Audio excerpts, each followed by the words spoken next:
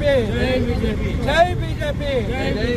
ఈరోజు ఓబీసీ మోర్చా మెదక్ జిల్లా ఆధ్వర్యంలో మెదక్ చౌరస్తాలో రేవంత్ రెడ్డి గారి దిష్టిబొమ్మ దగ్ధం చేయడం జరిగింది.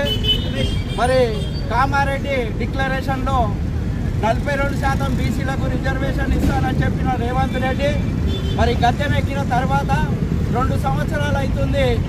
మరి 2 సంవత్సరాల నుంచి కూడా ఈ యొక్క లోకల్ బాడీ ఎన్నికలను పెట్టకుండా 2 సంవత్సరాల నుంచి కాలయాపన చేసి మరి రాత్రికి రిజర్వేషన్ ఇచ్చి పొద్దున్నే మరి ఈ యొక్క జీవో జారీ చేసి మరి నోటిఫికేషన్ ఇవ్వడం జరిగింది. ఎందుకంటే ఈ యొక్క రిజర్వేషన్కు ఎంబడే నోటిఫికేషన్ ఎందుకు ఇచ్చిందనంటే వాళ్ళు ఇచ్చిన 17% ఈ బీసీలంతా కూడా ఎదుర్కొంటారనే ఉద్దేశంతోనే మరి ధర్నాలు ప్రజల నుంచి బీసీల నుంచి వ్యతిరేకత వస్తుందనే ఉద్దేశంతో మరి ఎంబడే తెల్లారే ఈ యొక్క నోటిఫికేషన్ ఇవ్వడం జరిగింది.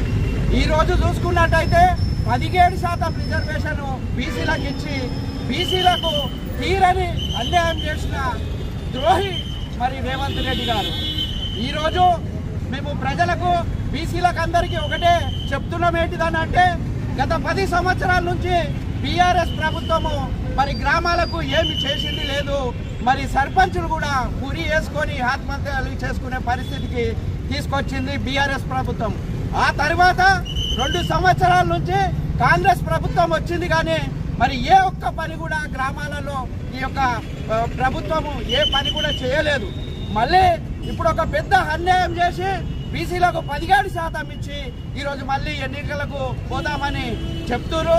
మరి ఏమి చేసిరని చెప్పి మీరు పల్లెటూళ్ళలో గ్రామాలలో ఓటు అడుగుతారని చెప్పి మేము సీఎం రేవంత్ రెడ్డి గారిని అడుగుతున్నాం. ఏదన్నా చేసిరంటే ఈ 10-11 సంవత్సరాల నుంచి గ్రామాలు ఎంతో అభివృద్ధి అయినాయి. అంటే ప్రతి పని కూడా కేంద్ర ప్రభుత్వం నిధులతోనే చేసింది.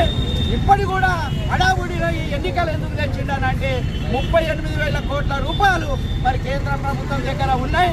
మార్చి లోపల ఈ ఎన్నికలు పెట్టినట్టయితే మరి అవన్నీ కూడా వెనక్కు తిరిగి వెళ్ళిపోతాయనే ఉద్దేశంతో మరి ఈ యొక్క ఎన్నికలు తీసుకొచ్చిండు.